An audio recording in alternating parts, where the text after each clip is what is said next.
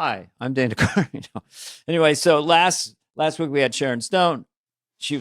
Her show aired. She was great. And so we talked about this sketch where I played an Indian gentleman and Kevin Nealon was in it.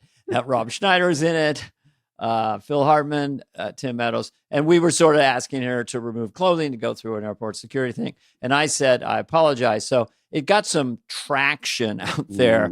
Like it was a tearful hat in hand apology. It was I was kidding, really. It was like, I officially want to. It was 1992. I don't think I wrote that sketch. So we had writer, the whole audience went crazy. Sharon, you do the sketch like 6 times with, the read through and this, and then rehearsals. She was such a sport with it. So there was no reason to apologize, but it really got traction. Like it was sort of a tearful, I'm so sorry. It was like Dana Carvey goes on hands and knees and begs forgiveness. Yeah. It's like, look, I did every nationality. I still do it. I don't make apologies, but if sidebar, a very, very good friend of mine is Hindu. He's from India. He's the director of cardiology at Cedars-Sinai. I call him PK Shah, Dr. Shah. He's brilliant. He's a really good friend.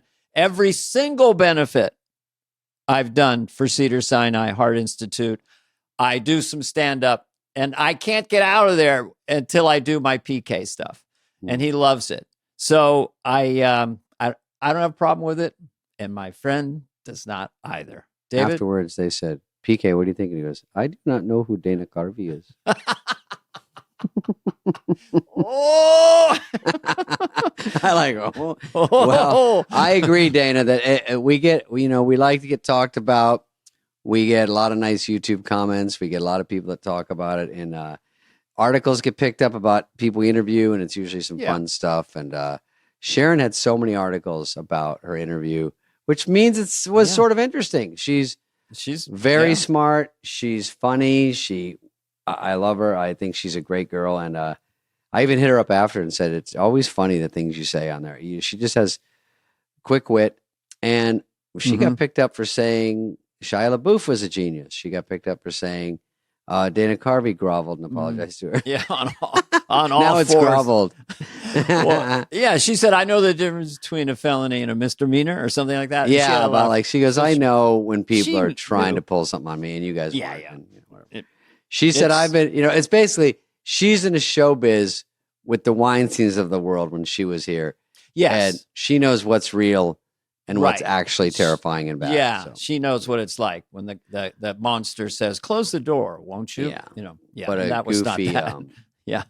But a goofball comedian like Dana. A harmless goofball weighing on a goofy show. Yeah. It weighs 140 pounds soaking wet in those days. Well, let's also talk about our lovely new guest, Christina Applegate. Yes. Who I know maybe a little more than you do, only because I knew her a little bit in the old days, because she was on, as they called it, Married with Children, which was a monster hit. We had Ed O'Neill on here. Everyone likes that show. Everyone knows it. It was breaking a lot of ground. And she was like growing up, turning into a huge star on a big show. We got into that with her. She was in Don't Tell Mom the Babysitter's Dead, which Heather, I just read yesterday they're remaking. Is that crazy? Is that weird? Yeah, she didn't even say anything. I was like, I don't know if she knows. Anyway, she talked about everything in her life. What a lovely girl. We cracked up. We tried to make her laugh a lot. She made us laugh. And I had a great time with her. Yeah, she's such a talented actress. And she talked very openly about her health issues with MS and how it's upended her life. And so it was a very real, raw interview. And she's funny the whole time. She's always being funny, but she's just being very honest about it. And so it was different in that way. But she has a new podcast out. And the name is, I was sorry. With Jamie Lynn. It's Messy, right? Yeah. It's Messy with M-E, a capital S, small S-Y. Messy, which they talk about dealing with different autoimmune diseases and MS, and then just anything that's messy in life. And I do think she's uniquely skilled as well to be a great podcaster. So. Jamie Lynn, is it Siegler? And who's also was from The Sopranos, also very funny actress. And so it's probably a fun one. They talk about stuff, but they keep it light. And she was cracking up because I know my neck gives me stuff. And when people start talking about that in my life, I'm like, I just want to talk about fun stuff. Like I don't want to over talk about it. And I'm right now, people are over talking about that stuff with her. That'll go away. Let's get back to her career and how much she, how much great stuff she's done. And she's super fast and funny. And there may be a podcast with David and no, I can't say that right. Remember that was our mic drop at the end. But she kind of reminds me of you, just in your quickness. She's quick. She was a blast. Yeah. And I'm glad we got to talk to her. So here she is, Christina Applegate.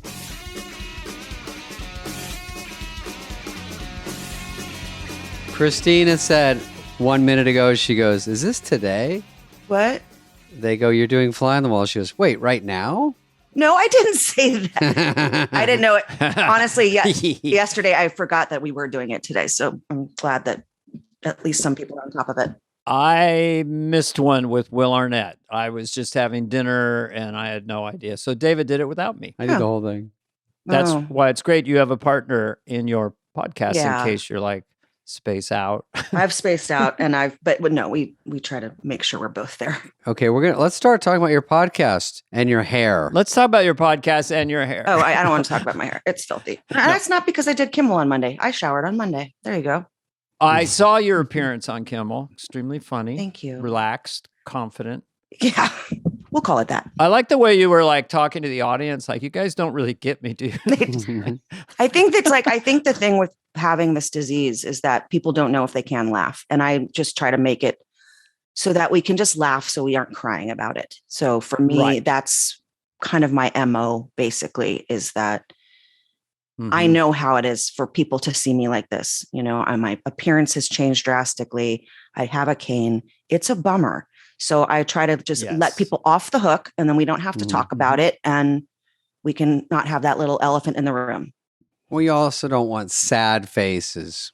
I had a disease, coronary artery disease, and you'd get what I call the RCA Victor. The head would tilt. Yeah. And they'd say, "Are you okay?" Right. The little dog guy. Yeah. And you just want to diffuse all that because who wants to be pitied? That's the worst feeling in the world. No, right? yeah, I don't. Yeah, I want, if I have the opportunity, let's just laugh about pretty much everything. And that's not really how I feel inside. I mean, I'm bummed. Right. I'm bummed as shit. I hate it, but I also I can't just like sit in it. Yeah, I agree. And I like your MSMO because it's a good way to handle any sort of problems going on in your life where we're all kind of from comedy backgrounds, and it's sort of the move is to go back to comedy because it's the only thing that kind of saves you and just keeps it light, even though it could be very heavy. And it can, behind my closed doors in my house, the people that are here with me who take care of me, they see me crumble. So all the time. So out in the world, I just like to keep my nervous breakdowns private. We'll keep them at home. Keep the breakdown for that 12 minutes of Kimmel. Just push through. Say whatever comes to your mind. I can be having the worst day of my life, and then I see David Spade's face, and then it becomes worse. It gets better. Christina, and then it's like, well, then the second thought is, how did I get myself into this?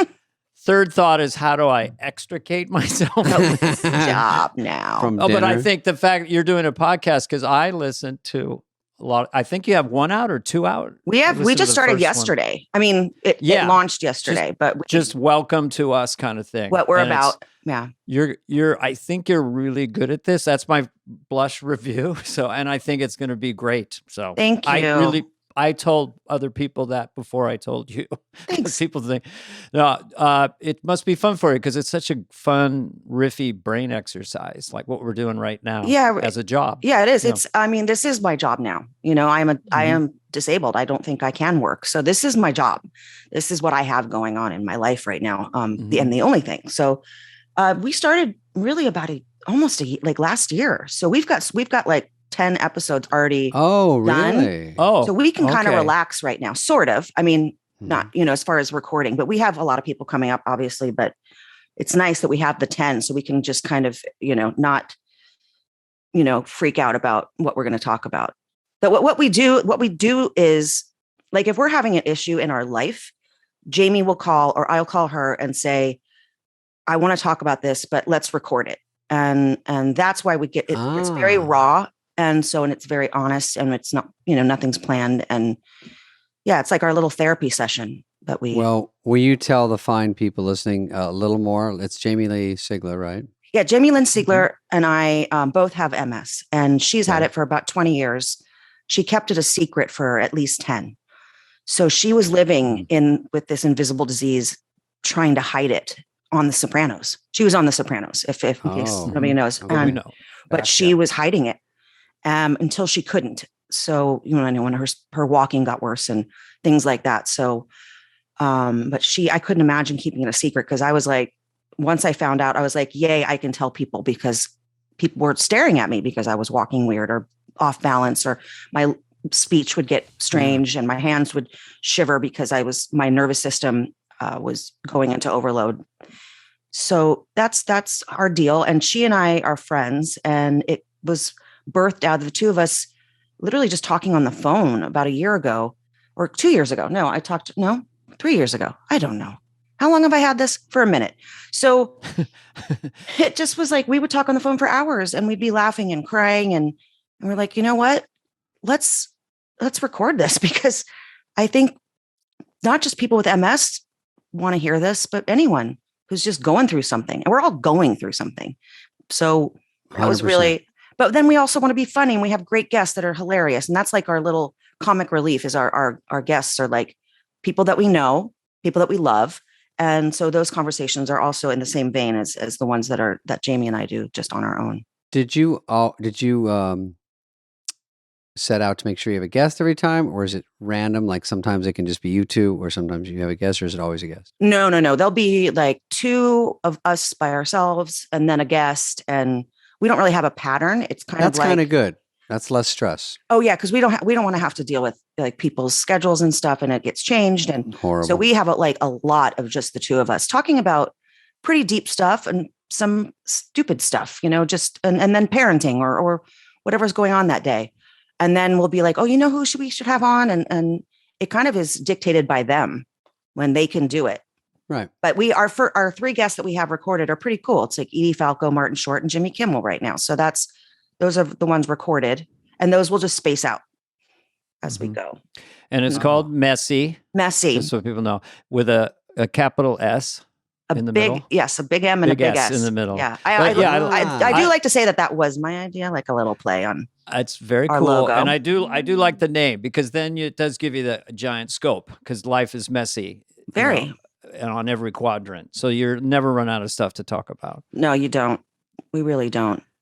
Yeah. Yeah. Dana what would you like to talk about? Yeah, we can talk about anything here. We can talk about, Christina has always been on TV. I have some questions about, just because chronologically, when I heard about you was Married with Children. And one of my weird questions was, when you're on that show, which turns into such a monster hit, but you were pretty young when you started, and you were kind of a sex symbol when it ended. Is that a weird transition? You're pretty young to be a sex symbol.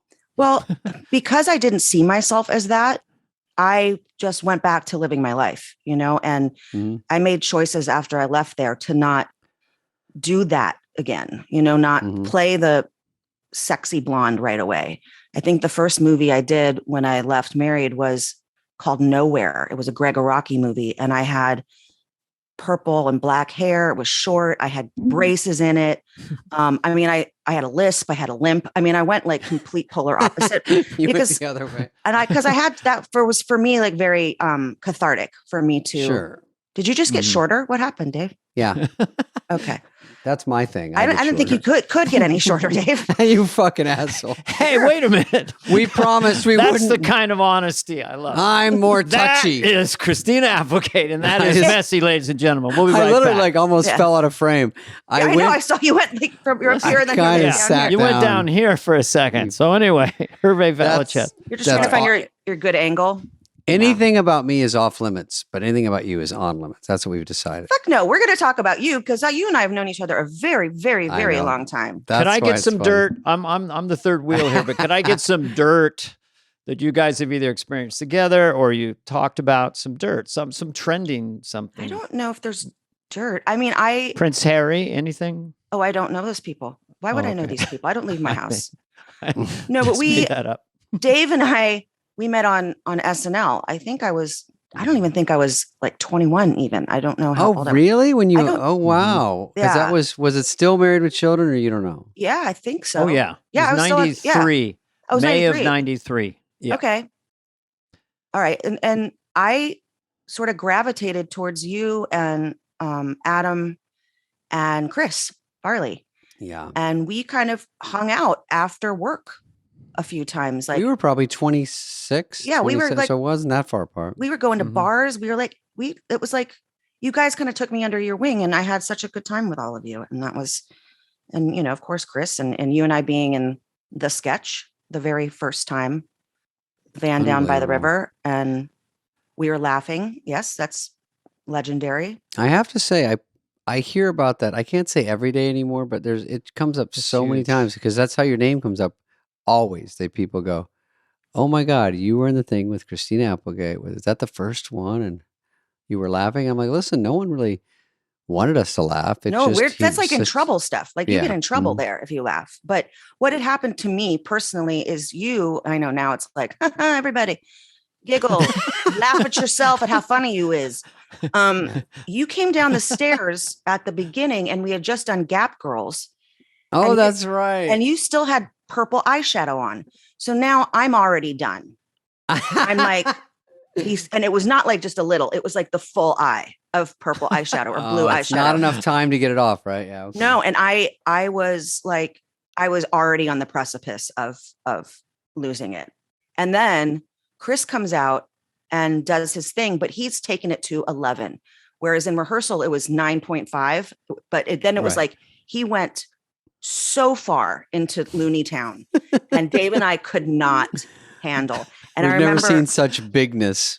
no, like Julia and Phil were so like kind of looking at us like mad at us because we were Yeah, giggling. yeah. Oh no, they were very professional That's and what it we was. were not. Who went? I mean, because it's just it's so iconic. And Mhm. Chris Farley did go to a level of energy that I don't think we've ever seen achieved on the show. No. Of pure energy No. of any kind. But did you guys simultaneously? Were you across from each other? Got eye contact and just No, were- we were we side were by s- side. We were side by side and I could feel. And so who went first? I- You could just feel him vibrating. I think both of us, yes, he was my vibrator that day. No, he and I think we both broke at the same time. It was one thing he did and you and I both just like, I could feel both of us like trying to hold it in as much as we could. Yeah. And then of I put my course. hair in front of my eyes because I knew I had a line come up, like my only funny line in the sketch. And I was like, I'm going to say this freaking line. What do you say? What are you going to do with your life? And you say, I'm going to live You in a want to van live by the van river. down by the river. And I, with everything that was in myself, was to like pull it together, just to deliver the line. And then I was done again. Then you can punch out again. Yes, I could punch out. he made. I'm just thinking of it now. Just the deep squat he was in, and then Oh. the way he would pull up his pants. Again, he just took it to a level I've never seen. That's a Yeah. movie's done before, but it's that supernatural. corkscrew where he's like pulling his belt from side to It side. was just And then he falls into Snapping. the table and that was it. I think we Yeah. just, we were like, did he ever fall into the table before? And we're like, yeah, he fell into the table before, but the way he had fallen into the table that in that particular moment was way Right. dangerous. It's the real one versus the rehearsal one. And the Yeah. real one matters, and that's when everybody gives everything. Yeah. if you're lucky, you're peaking on air. You want to think, oh, this is the best I've ever done it. You hate to peak at. He almost dress, fell through and the then- floor too. Oh, it was so nuts. Oh my God. He was so lovely. He also, I remember they have this meeting when you get there as a host where all the cast and writers and get together and pitch ideas in the room, which I know you both know that, but for your listeners, Yeah. may not know Yes. that this is your first Mhm. introduction. And you can kind of tell if people are interested in having you there. I don't think anyone was very interested in me being there because the ideas were all kind of shit. But I remember Farley was sitting, he sat at my feet and he just looked up at me with this like crazy look on his face and just giggled and just kept giggling. And I was like, who is this very odd human being? Who is this ox? Yeah. And he came up, he pitched the van down by the river. Oh, did he pitch it in the meeting? Oh, I wow. believe he did. That's and great. I do remember Lauren saying to me, hey, you know, Chris has been pitching this van down by the river thing for years. Would you mind if we do it? He literally said that to me. He's like, I got to throw him a bone on this one. He's pitched it so many times. And I was like, yeah, of course. Why are you asking me? I'm not the boss here. Yeah. And so we did. And then that is surprising. Yeah, and then remember Bob Odenkirk wrote it and then Bob left she must have left by now because I think he said they did it when he wasn't there. So Chris wanted to get it on. Yeah. So it was like a favor, let's say, and for it to become one of the most iconic, you know, sketches in SNL history is kind of amazing. And I'm for sure so happy to have been a part of it with you. I loved it too. That was a big moment for me to be in something that was memorable. You know, you do 6 years in that show and just like life, there's a handful of things people remember from it. And that's definitely to be in one of them was an honor. And it made me remember you forever because we got to be in one thing together. I just saw when when Travis Kelce yelled at the coach at the Super Bowl. I don't know if you saw that. I watch reality programming. What Super Bowl was it again? 49? Anyway, so Naked and Afraid. Naked and Afraid. Nothing like it. So Travis Kelce's yelling at the coach, and then the next day there's a meme of Travis Kelce as Farley yelling at me, and then I never even saw next to me was you, but they put Taylor Swift there. So it's a meme of him yelling at us, and I'm like, me and Christina, and they go, no, that's Taylor, and it looked exactly like you, but it was I'd love to see that. That's funny. Oh, I'll send you a link.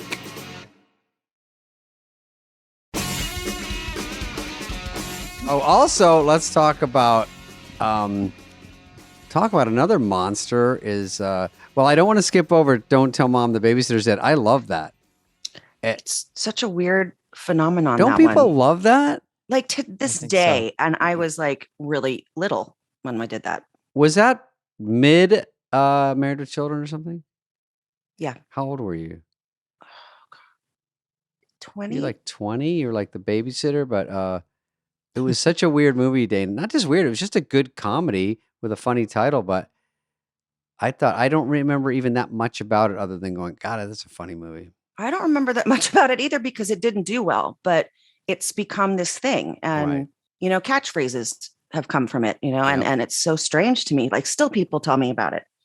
I think that's very important. I have some movies do okay, a lot don't. And then you go, I just want 10 years later, the ones that I hear about the most matter because that hits something in somebody. And that's what matters. There's some movies that make 200 million and you go, oh yeah, I saw that when it came out. And you go, there's nothing memorable about it. There's nothing. It just comes and goes. So I like the ones that hit a nerve like that. Yeah, I think we had to pay people to see it. I think it was one of those situations. Oh, it got to that far. Yeah, it was a real slam, not dunk. It was just real bad. And it just grew and grew and grew. And then, you know, I'm right on top of it rose and Dishes Are Done, Man, and all these things that people still say to me. Yeah, you were pretty snarky in it. Was that right? Yeah, I was very snarky, and I've always been very snarky. Yeah. And especially when I was doing it, it was like a studio movie, and I was so like into independence. And so I was like, I am not going to do a studio film. Horrible. It's real bad. Like I need an indie. I was really that asshole. And so I was like super resenty doing it too. And I think I'm doing you a favor. Yeah, I'm doing you a favor. So I guess it kind of like made the character kind of a different teen like icon because I was such like smoking cigarettes in it and like just snarky and just and there's a looked death like in I it didn't right care. away. Yeah, you don't give a fuck. I don't care. And yeah. Yeah. I think Dana, somebody died. I don't know. Somebody dies and you keep it going. Right? It's in the title, sweetheart. Okay. Don't tell mom. The babysitters. dead. It's starting to sink in. Now I'm starting to get it. Okay. Thank you. And is it available on Amazon, Netflix, I'm Hulu? sure it's available. All Christina will come over and just act it out.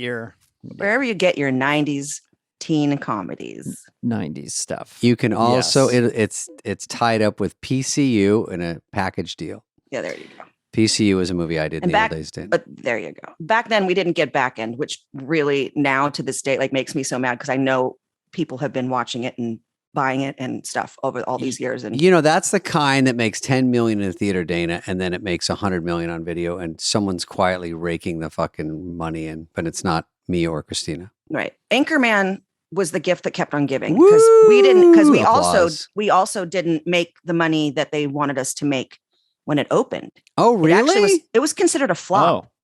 What? Like one of the executives at DreamWorks, who was a friend of mine, like called me crying on Monday going, we didn't do it. We just didn't do it.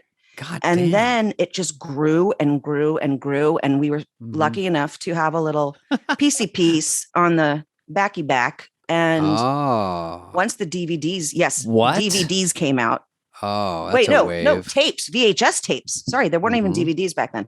Once that happened, it was like the little checkies would come in, and I'd be like, "Well, this is the gift that keeps on giving." Mailbox money, not anymore, but No, but then back end from a movie is so rare. Yeah, use it. Like it was a that it was guy a bomb. I can't it was believe a Bob bomb. Iger would say it was a bomb because it was so different, and then it's like a cult classic. Or how much did it eventually make? Oh, I 300 million. Probably something. Like I mean, like I'll never see it even close to what those people did. Yeah. But I mean, the fact that like it was like that Monday morning was a somber Monday. What a bummer. You couldn't even celebrate. It took so long for you to figure out it was a hit. One day you're just like, I think this is a fucking hit. Yeah. And then it, And it's now a sequel. Yes. So it has to do X amount to really, sequels are a gamble. So, but it took 10 years for it to like, it was really 10 years of people finding it for it to become that. Wow. Yeah. But so many lines, talk about lines to repeat, so many stars. God. And so many people that just fucking love it. And you had such a good part. Yeah, she was a fun one. And, I wasn't sure about doing that either. I was like, so that guy. I was like, I don't know. What were you sure about? You dodged one bullet, Christina. I think. Let me go do that $100,000 budget movie and be like really indie. Sundance. I think didn't Mike want to get you for Wayne's World 2, which didn't do that well. I think the part was it being like a slutty girl, I think, or like myself. Oh, but like, or the idea of what I was, and me, Yeah. I was like, I can't do that because I am an artist. But I remember Lauren saying, Christina passed. Oh, I'm sorry, Dana. That was a dumb move. News on the set today. You were fine. I always, when anyone turns down anything, my respect meter goes up. Like, they just do what they want, Christina wants to know if it could be an astronaut instead. Yeah, it's an astronaut science. Top of her class. Yeah.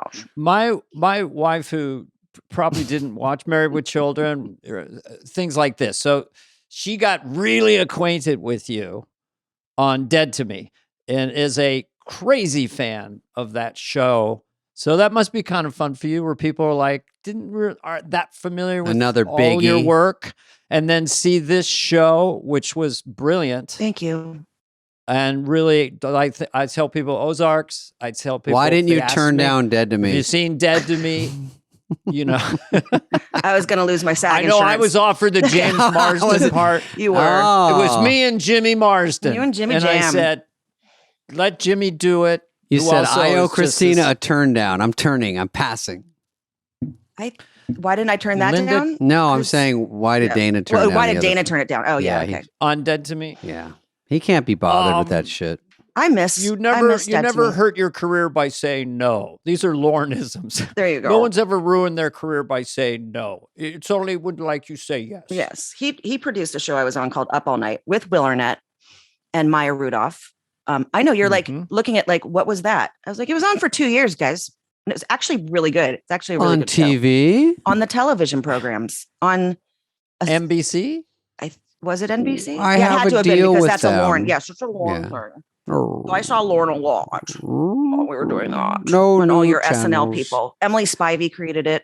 That's pretty safe route. You got Lauren, Emily, you got Maya, Will. it was very SNL heavy. When did that bomb? When did that bomb? 13 years ago. 13 years ago, because I had just had my baby and now she's 13. So we did that for 2 years, from 2011 to 12 to I think then, in 2013, the old plug-a-rooney was pulled and put us to rest. I hate that when I hear about shows getting canceled. But it's actually really, like, I've seen it now. I didn't see it at the time. And I watch it now, and it's really clever because it's about new parents and kind of that. And I was going through that at the time, and Will was going through it, and Maya was going through it, like having like little ones and trying to live life and struggling between like trying to stay young and like drinking all the time, just all the things that you like give up for being a parent. It was actually quite good. I'm not going to lie. I like this figure of speech. That cast is a murderer's row. It's a murderer's row. We have Christina and Maya and Will. Well, people at home that learn about Hollywood, really, if you're pitching a show, even to this day, they'll be like, who's your showrunner? We want a sexy showrunner that people know, like a Tina Fey, someone they just don't want to get fired. So they're like, if I put Christina in it, she's a big star. Tina Fey is a big writer. We get a big producer in there and we get a good studio. That is the safe way to try. They'll buy that because they don't want to have anyone pointing to them saying, why would you buy that? It didn't work. You say, this is the safest we can do. Everyone's good. And so with that cast, everyone's good. Probably a good idea. And sometimes, and 2 years isn't bad. That's not bombing overnight. I am the 2-year queen. Every show that I've had that's been my show has only been 2 years, except for Dead to Me. 2 years. Oh. Dead to Me was 3, so it didn't really make it out of there too much. But no, I agree. I mean, I think that, but also with our show, like we got to cuss on NBC. So we were the first show that like we bleeped constantly. So it just kind of made it a little edgy, a little whatever. It was like it's a cool little show. But I think then they kept moving us. That's what happens a lot. They kiss of death. It really is. We were doing so well. And then they're like, you're doing well, so let's move you. Yeah. To a Are night you strong enough to hold another night? And they're like, nope, and goodbye. And bye. Yeah, that was kind of what happened. I did 2 years with your friend Katie Seagal on my friend on 8 Simple Rules. Let's look at a clip. Oh, yeah. No, I'm kidding. She was great, and she had done yours, and she was great. She's such a solid, like, knows what she's doing. No, she's an earth mama. She raised me. So I always say if anyone has any issues with me, it's because I was raised by Katie and Ed. So it's like, if you don't like it, it was Katie and Ed. If you do like it, it was Katie and Ed. Yeah, she was raising Kaylee and the other girls on that show, and they went for her all the time. She's what Ed O'Neill speak. I mean, yeah, we love Ed O'Neill. We kind of love Ed O'Neill, like want to hang out with him? Yes. I don't know. He and I talk on the phone like at least 3 times a week. Oh, really? Oh, great. Okay. Yes. That's all I need to know. Yes. At least 3 times a week. But he calls me a lot too. And Eddie, it's totally fine. But he'll call me like at weird hours, and he knows I sleep to a certain time. And then I'm like, get all these missed calls from Ed. And I'm like, is there an emergency? And he's like, no, I just want to talk, So, but yeah, we just sit on the phone for like an hour sometimes and just laugh and talk about life. Yeah. He's something about him. He's fun to talk to, man. Does he FaceTime you from his Brinks truck? No, I know. The gold bars behind him. Beep, beep, backing that motherfucker up. I swear to God. Wow.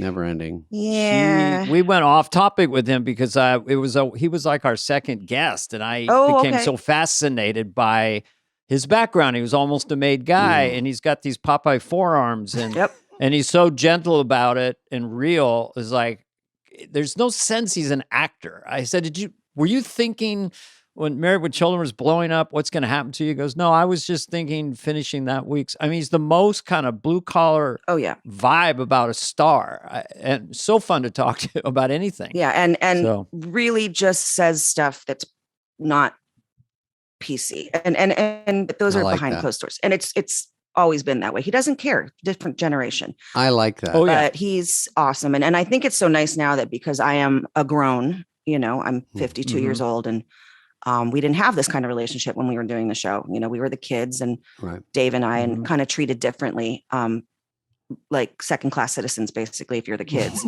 Sure. And Now in the household and in the show. Yes, and now we can be friends because I'm a grown up. I've had a lot of life that I've lived, and so we talk on the same level, which is what's really nice, and we love each other to death. And Katie too. Katie's come to see me a couple of times in the last year, and she lays in my bed and we just hold hands and talk and cry and watch TV.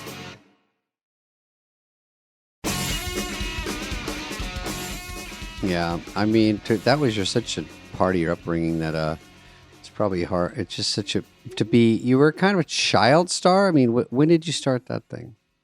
Well, we started Married at 15, but I've been, I joined SAG in 1974. So this has been part of my life for not kidding. I'm doing a honeycomb commercial. I don't even know what I was doing, but I've been in SAG for a long time. And so I did a lot of stuff before that. I was on 2 different series before that, and that no one saw, obviously. And then lots of guest appearances on everything from, Silver Spoons and Family Ties, everything that was on at the time I was on. And what was funny and Married with Children was, I think when you came in, or any girl that was pretty came in, the audience goes, woo!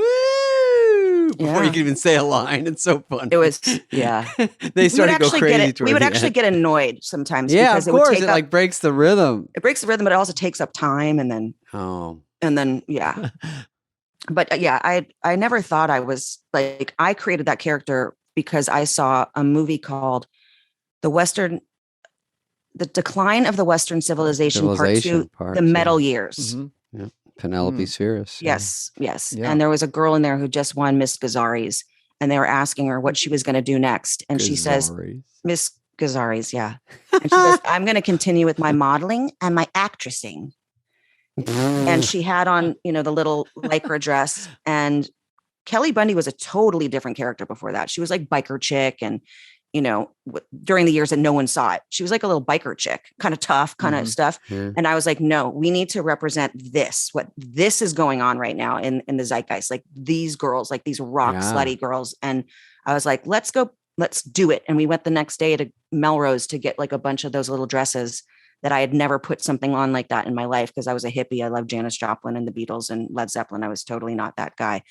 And lo and behold, that's where the character came from. How cool that you steered. So wait a minute, they listened to you when you were a teenager and adapted. That's pretty cool. Yeah, like once they saw the look, we were like, oh, this is what we're doing. Like we're playing one of those girls that we're seeing in these videos with these hairband guys. Like, well, this is who she is. Yeah. And I played her as a virgin. I know a lot of people laugh at that, but for me, Kelly Bundy was a virgin, because I think if I had played her as actually, going out there and being slutty, like there would be an essence of that I don't think people would have kind of loved her. So for me, it was never said. It was just my little secret. I know you're like, yeah, right. But that's how I played Garth as a virgin.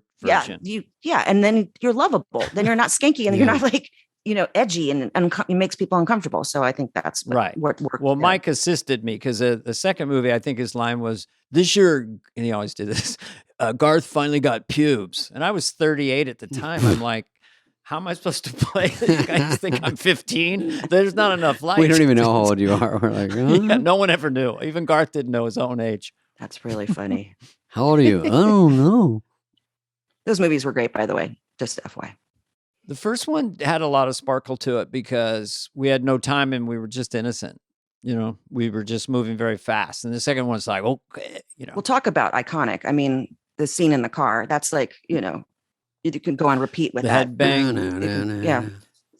Yeah, I was on a Zoom. We were on a Zoom, me and Mike, with Brian May, and talking about that song and stuff. And I think that, syncopation is so potent when you see musical movies. So we're all just like wandering around, and then the song goes off. Nothing really matters. And we're just the whole thing is deflated down. And then bam, bum, bum, bum, bum, bum, bum, bum. When I see it, I go, oh, fuck, no wonder that was a hit. Yeah. That feels so good. All heads are going to that beat. What was that musical, L.A. from 5 years ago? With Ryan Gosling and La La Land. La La Land. La La Land. When I saw that, I was like, oh, they're on the bench and it's not even that sophisticated, but their legs are crossing at the same time and they're tapping at the same time. it's very irresistible. Let's, just appreciate it. But Dana goes, that movie, LA Land. LA Land. He never knew his La La Land until just now. Early onset. That's what she said at my age. Knock. No. It's a joke. Well, early onset. I have a question, but this one, I don't know if I'm allowed herpes. to. Let's just call it onset of herpes. This trivia of many desires of Christina, you don't have to talk about it, but this River Phoenix, who I don't think I ever ran into, but you were there that night at the Viper Club because I live right by the Viper Club. Mm-hmm. You were there that night? Mm-hmm. Well, I never knew that. That's heavy duty. Were you friends with them? And then I'll ask you. Yep. God damn, River Phoenix. Yeah. What a stud. I was more probably involved in what had happened than people know, and I don't want to talk about it out of respect for Rain and Joaquin. And so, but yes, River actually, and this I can talk about. River was one of the reasons I became a vegetarian at 14. Oh, for real? Yeah, he was. His family's vegetarian, and he brought me to this really incredible like fundraiser event that for his family had a great vegan cookbook, and it really he really wanted me to just kind of see the light, and I did, and he was one of the reasons. And he was early on in that. Oh, he grew up that way, and but Joaquin, who at the time his name was Leaf, he and River and I, when we were like 10, maybe 10 years old, we took breakdancing classes with Jason Hervey. Jason Hervey? Who's Jason Hervey? I don't know. Google it. He was on the show with the 1950s and the talkie narrator and the kid. Oh, I know him. Yeah. What is the show called? Come on. Wonder Years? Thank you. Wonder Years. There we go. We have a winner. So coming through with the three of us took breakdancing classes with him when we were little. So that's how long. How did you find breakdancing? Because it's incredibly intense exercise. You can top rock it, or you go to the floor. It was Jason Hervey teaching it, so it's not like But I could do like it wasn't 30. Michael Jackson. No, I could do like 30 backspins. What does that mean? On your back where you spin on a piece of cardboard? Mm-hmm. Holy shit. Can't do anything like that now for many reasons. I'm old. I have to say, I know Joaquin a little bit, and that guy could not be cooler. And what a stud. What a great actor. I never met River. Okay, we're going to go back to Pussycat Dolls. Okay. You were part of the early Pussycat Dolls because I used to see them. Was it maybe at the Viper Room? Maybe it was Viper Room. It was our first performances were at Viper. And Robin Anton, who created it, was my roommate. And so it was actually created in my dance studio, which is now my gym, unfortunately, but it was a dance studio. I always made a dance studio in every house that I moved into because I was a dancer at heart. And I was in the first, all of it for I don't know, we did for 12 years on it, at the Viper Room. And then it got big and it was at the Roxy. And then we started having singers in it, like Gwen Stefani, Christina Aguilera, Carmen Electra. Yeah. All these people would come and do the songs. And then Jimmy Iovine from Interscope was like, you know what? Let's turn this into a band. And then it wasn't a dance group anymore. Then it became a pop band and it was changed completely. But it feels like that's something that will come back. Like someone will be like, we're going to let's audition the people for the Pussycat Dolls and remake. I think Robin has a place in Vegas. Right? Yeah. Oh, they do? I always like to say this. Robin does owe me 3 months rent. And I think easily, And I think but she really does. But I'm she does. Okay. And one time she pulled up in her Bentley, and I was like, you owe me at least 3 months rent before you moved out of here. So because then she became a mogul. Yeah. She's now a mogul. Mogul. Yeah. I'd like to become a mogul. Yeah, Dana, are you a mogul at all? I don't know. I mean, I'm investing. I'm doing what I can. I'm making some moves. Dana's hair looks good. No one can see it today, but he's nailing it. No one can see it. It's a lot of work. I have only so many soldiers and so much territory. It's like a game of Risk up here. And when I do what I need to do. Move the troops to the front. Move the troops this way. Hide these. Yeah. You could have this. You got a solid scrunchy something going on. I know. It's the only thing I can do. My hair's so gray now. I got to put it up on top of my head. No. So how are you feeling at this moment? I mean, in terms of your energy, is it ebb and flow? Because you were really on Kimmel last night and you're very sharp right now.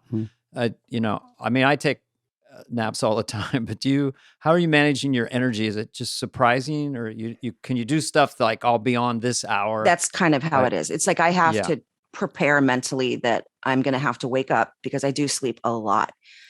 And I'm like, okay, let's just do it.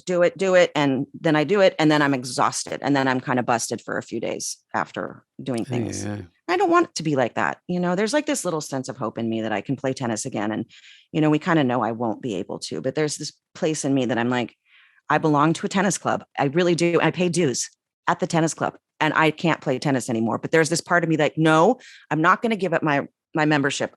Because I got to get there. I'm going to get there. And I'm going to hit balls.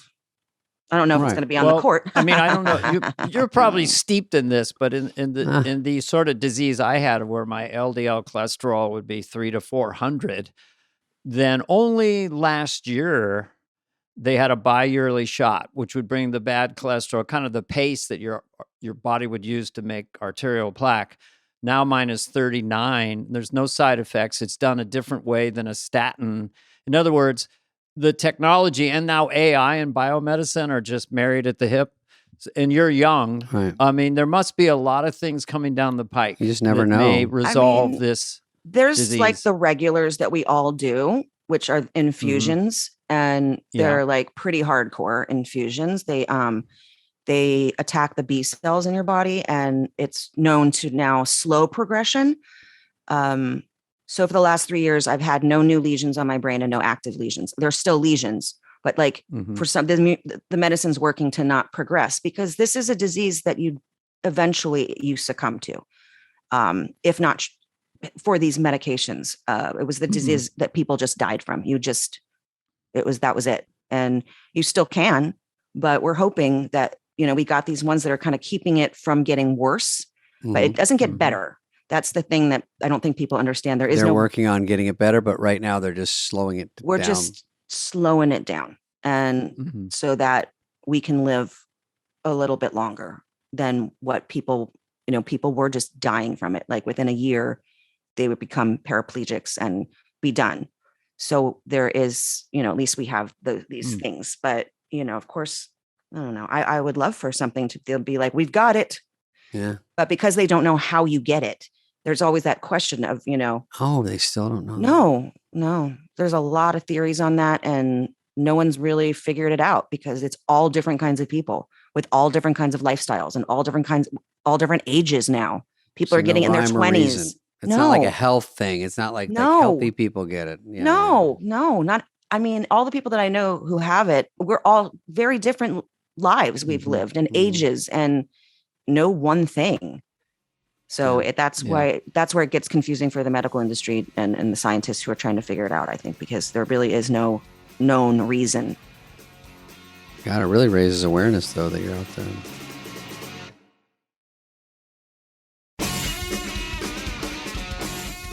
I wanted to say to you guys, too, because I know that you guys had asked me I think it was last year or something, to come on, and I wasn't ready to speak to anybody about anything. So I want you to know that I was not not wanting to be with you guys. Big timing us?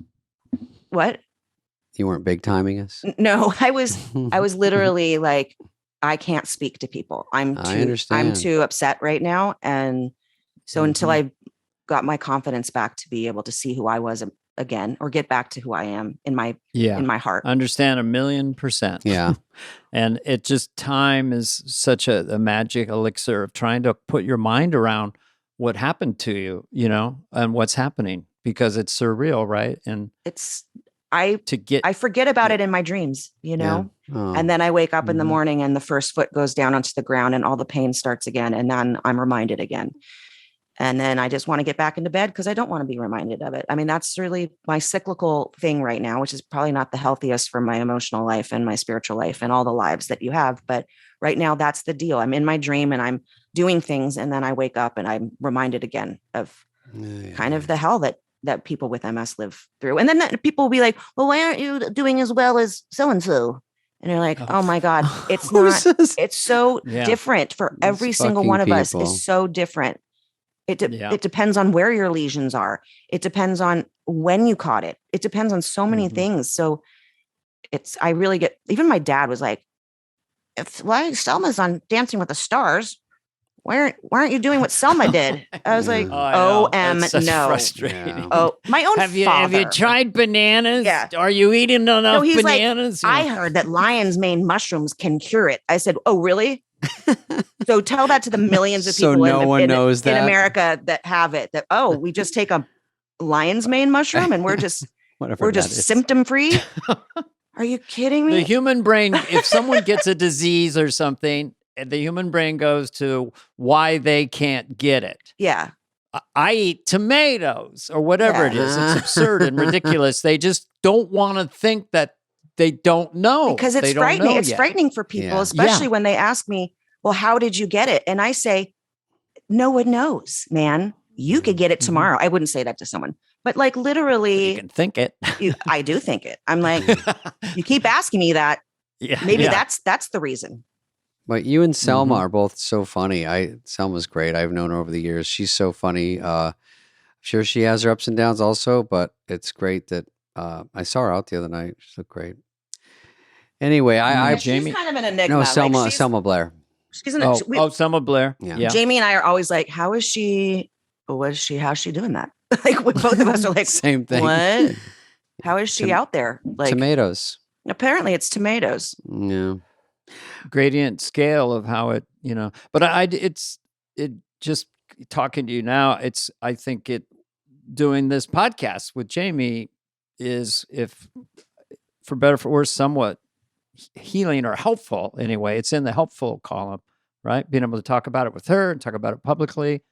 You've done 10. Are you feeling good that you decided to do this? Yeah. This podcast? Absolutely. Yeah. Because if I didn't have Jamie and I didn't have these conversations, honestly, like not on a business level of like, of course we want it to do well so that, she and I who don't really work, like we can live and put food on the table and stuff. But it also has been like, it gives me something to look forward to that because I spend 99.9% of the day alone. And so it's like, I actually get to talk and then there's an actual conversation and not like my daughter atting me, like, Mom, go get me my thing, and that's kind of the end of it. No, she and I actually hang out. My daughter and I are pretty good friends, but it's like nice to just feel it's fun seen to think and of something in the day and think of something to talk about. And then you do a little pre-thing with her and say, what should we do here? And all that stuff is fun. Dana and I do that. It's kind of fun. It's something that I like to fill a day with. It's nice. And, what you have is, interestingly, you have an unmistakable voice. And I do like voices. And it's just, once you say your voice, I know it's you. And that's great, especially for a podcast. So we wish you well with it. And we appreciate you coming on here. I just like having some laughs with you for a while. I haven't seen you in so long. I know. And we always like laugh when we're together out in the world. It's fun. Always. Because we're both really snarky. Yeah. Humans. I'm snarky. I noticed that. Dana's a little snarky. I said to David, I was watching more of your stuff. I said, you guys are kindred spirits. He did say that. He said that right before. He said, there's like a certain wit. I don't know what you call it, but yeah, you guys. Our sidebars are pretty fun. Like when David and I have been out places, sidebars are like surrounded by people, like at a party, and the two of us find each other and are just like total assholes. It's just, but make each other laugh. Yeah. Yeah. It's funny. Dan Aykroyd is the first person to say I was snarky, and I never knew what that word meant, and I never heard it. And then I had to ask people. I said, "Is that a mean thing to say?" They said, "No, it's just what you are." And I'm like, "Well, it could be mean. I don't know. I still don't know what I mean, it can be. But it's funny. I like it. But I like being like snarky. I like being like offensive and funny, and I enjoy like surprising people by what comes out of my mouth. It makes me happy because that's what's happening in my brain. Okay, I'm going to throw this out from you. You guys, you two do a spin-off podcast. A lot of people have 3 or 4 called Snark Attack. Oh yeah, that's the title. Attack. That's there gotta you go. Be trademarked. You two. We have one week called Snark Week. Oh yeah, Snark Week. A whole play on words. Mm-hmm. And then there's not much to it, but it's a funny play on words. Yeah, and we just think that we're hilarious. Yeah, we laugh so fucking hard. We laugh at all the funnies that come out of our mouths, and no one else is. All right, let's let Christina go, and thank you very much, Christina. Thank you for coming on. Thank you so much for having us, and thank you for doing what you do, and thank you for, I don't know, I love you both. I really do. Thank you for everything. Huge fan. We're sending Big you fan. a lot of love. Big fan. Big fan. Bye.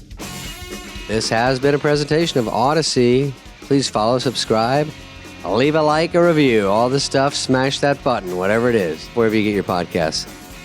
Fly on the Wall is executive produced by Dana Carvey and David Spade, Jenna Weiss-Berman of Audacy, Charlie Finan of Brillstein Entertainment, and Heather Santoro. The show's lead producer is Greg Holtzman.